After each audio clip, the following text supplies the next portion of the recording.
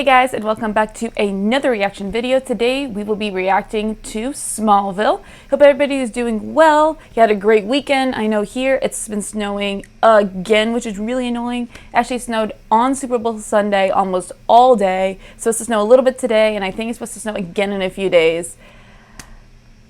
I don't like the cold at all. I don't mind snow, so I guess if it's going to be cold, you might as well have snow, but either way, 2 days or the next day even after a snowstorm in New York, it is slush out there, and it's really annoying because it turns to an obstacle course for like a week at every curve you get to, but whatever. I hope everybody was safe during the Super Bowl. Unfortunately, it was a crappy game, but what are you going to do? Brady won yet again, and I'm over it, but whatever. But you're not here to hear me ramble on about the Super Bowl and a crappy game and Tom Brady. We are here to watch Smallville. So today we are reacting to the 4th episode of the first season called X-Ray. The first 3 episodes have kind of been very similar to they just have like a meteor freak of the week and Clark tries to help them out and they end up killing themselves. I know last video it was Hothead, which is a crazy coach with a crazy temper. We explored Clark with football, and it turns out he probably should not be playing, which is very true because he's going to hurt somebody. But I thought it was good. You can tell they're still trying to figure everything out. It's very much a Buffy vibe at this point, and it's fun.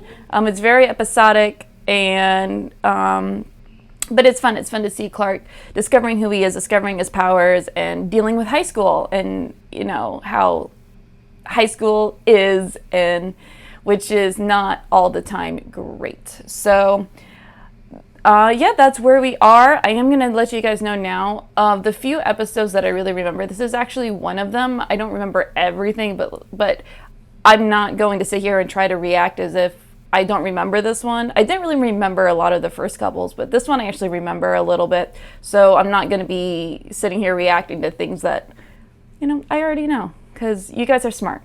You know, there's no point in me trying to act like I haven't seen this episode before. I have it memorized? No. Do I remember some of it? Yes. Other ones I didn't remember really any of it.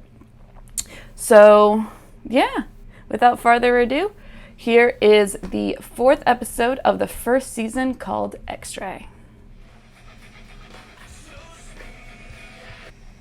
I do remember this really confusing me the first time I saw it. But you know what, the bag should probably given it away. What was going on?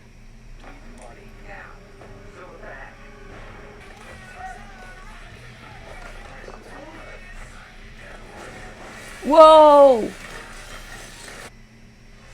Jeez. I definitely forgot about the window part.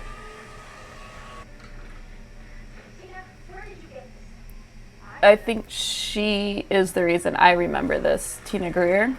I think she's the reason I remember this episode.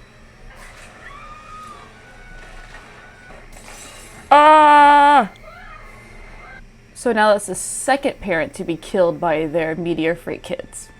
First one was the bug guy in the 2nd episode. This is a violent show. If you really stop to think about it, it's a pretty violent show. Me too. I hate to think I have an evil twin. Because I was hosting a reception for 200 fertilizer distributors in Metropolis at the time of the robbery. And I promise I'm not a criminal mastermind. You know, criminal mastermind live one best. He cracks jokes every once in a while. Oh, that's so weird. Where are the mats, dude? Of course he would go there. Come on, Clark, don't be a perv. Don't be a perv. But, okay, I got a question, though. Did anybody actually have those rope climbs in gym? But I never had those. And I'm sorry, if he wasn't Superman, he would have been seriously hurt without those mats. That's high.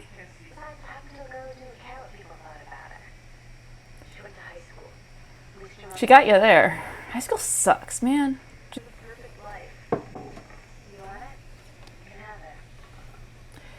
really. Her parents are dead. It is a cool effect. If you look at this, like, you think it's 2001? I mean, it's pretty good.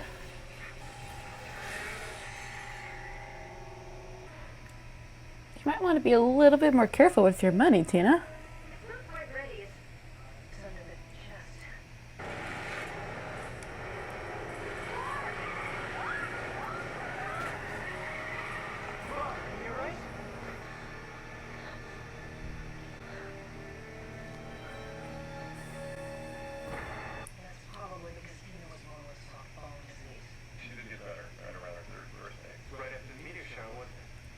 All connected.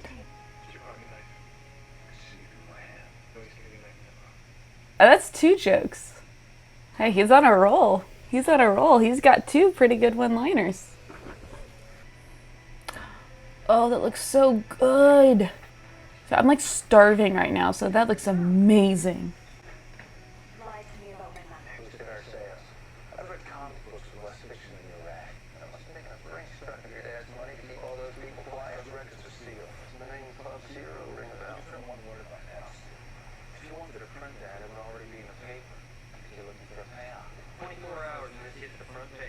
You're trying to blackmail Lex Luthor. Yeah, that's not going to end well for you at all.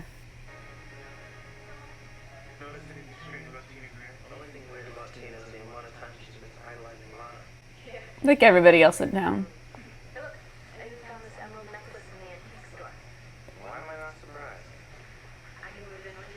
Wow.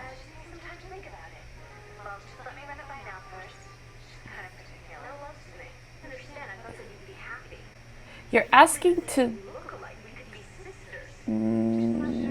yeah, I don't see that. Okay, she needs to calm down. That was a reasonable thing. She has to ask her aunt if she can move in. She can't just say yes.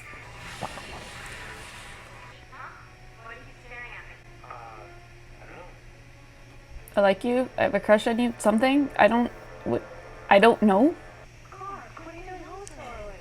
He was never good at those, was he?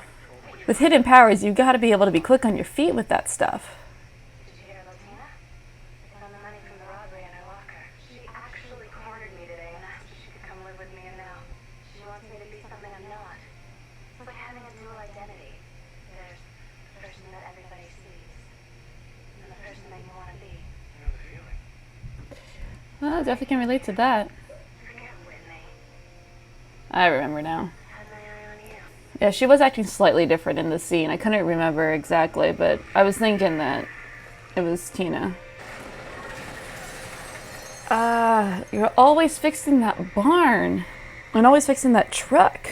His insurance for that truck has got to be insane. But I do have a question.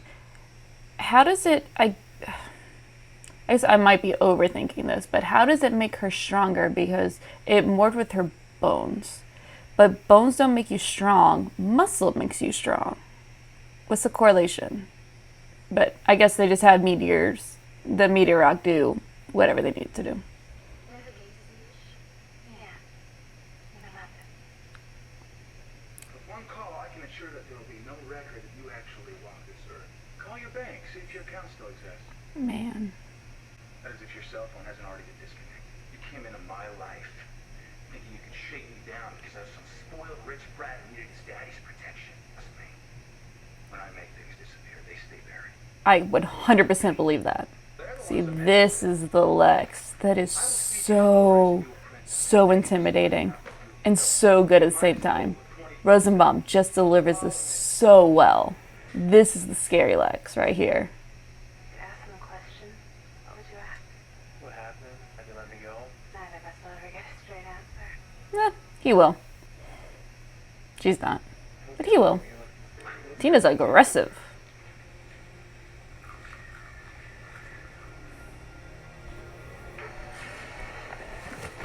Oh, that's so gross.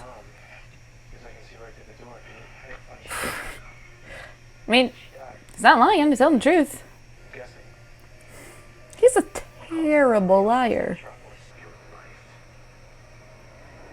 Tina is just freaking insane. She's a psycho.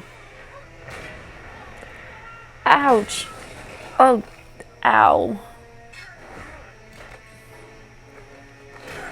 It's funny as you watch these just to see how they incorporate kryptonite kind of into the shot or into these fights so that somebody can be on par with Clark.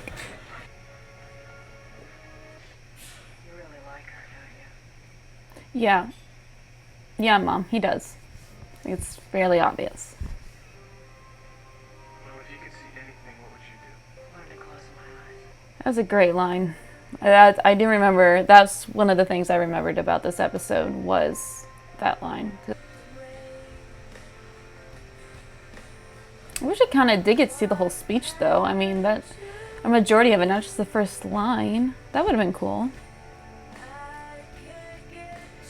Well, that's it. Let's go ahead and let's talk about it. Well, that was the 4th episode of the first season of Smallville called X-Ray. Of course, it was a new power episode, so those are always fun. He got X-ray vision this time. So, of course, he has to use his X-ray vision in order to get rid of the big bad of the episode. So that's always fun. I've always liked the new power episodes. They're fun to kind of just explore Clark, just learning his abilities and learning how to control them and just being a normal kid and how do you deal with all these supernatural things and things you can do as a teenager, which is pretty cool. I think it probably was also the best episode since the pilot, which is probably another reason I actually remember this one a little bit more than, say, other episodes of the series. But overall, I thought it was a very good episode. I thought it was entertaining. Of course, they go along with the main villain of the story being obsessed with Lana. Of course, it's a female this time, not a male. But, you know, Tina was obsessed with Lana, wanting to not only, like, be her sister, but, like, ended up wanting to actually be her, which is insane. She was absolutely crazy, absolutely obsessed, and just, it had to have been just every meteor freak who gets affected by those meteorites just all of a sudden turns into a crazy person. And like I said during the reaction, I don't understand how that makes her stronger. I understand like her shape-shifting, and I did think that was cool that they established that she can change her clothes. So, you know, points for them for establishing that she needed to like take Whitney's jacket and things like that, and she like had Lana's sweater and things like that. So, you know, good on the show for doing that. But I don't understand how she got strong because it affected her bones, not her muscles. But, you know, they needed a villain who could be on par with Clark. So that's why, like you said, in the cemetery scene, they had to have the kryptonite there so that Tina could fight Clark and be on par with Clark, or else it would not be an interesting fight at all.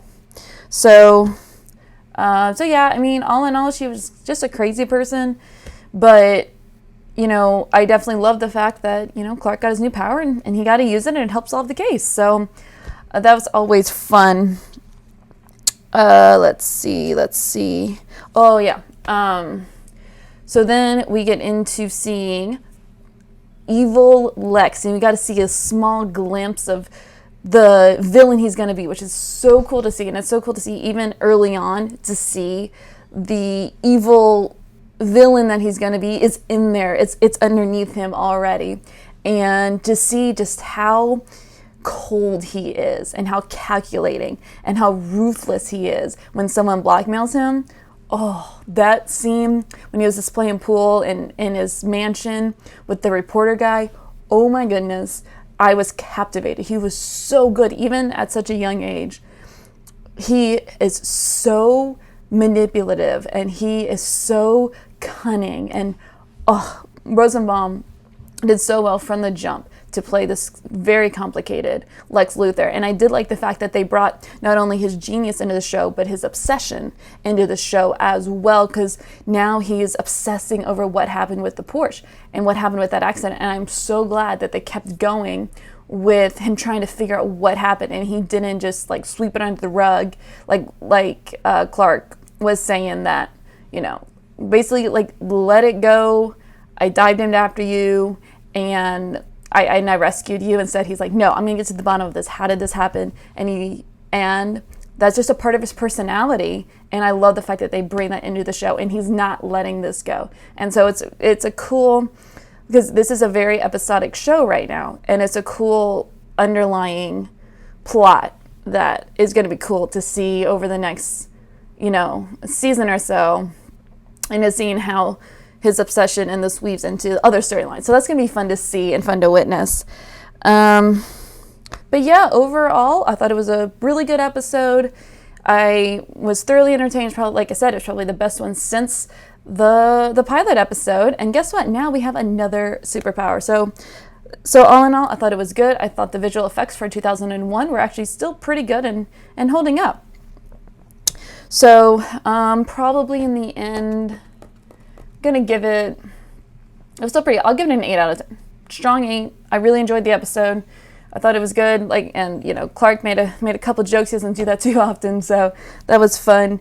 So now we're gonna go to the tally board, and we're gonna add one for Kent truck accidents, because when Tina threw him out of the barn and he crashed into the truck, so we are going to add a +1 to that category. But I'm also going to add 2 more categories to see how many times these happen. One, I'm going to add barn destructions, like how many times is something destroyed in that barn in an episode. So Tina threw him out of the barn, so I'm going to add +1. I will go back before my next video. I will go back and see in the first 3 episodes how many times that barn is destroyed.